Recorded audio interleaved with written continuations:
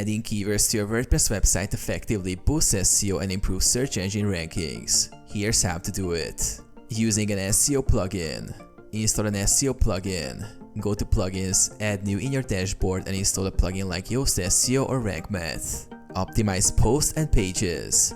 Open the editor for a post or page. Scroll to the SEO plugin section. Enter your focus keyword in the designated field.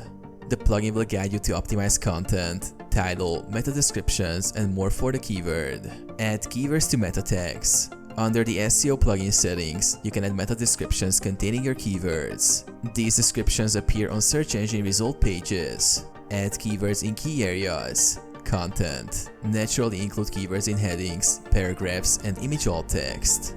Permalinks. Include keywords in URLs. Categories and tags. Use keywords to organize content. Update header meta tags manually.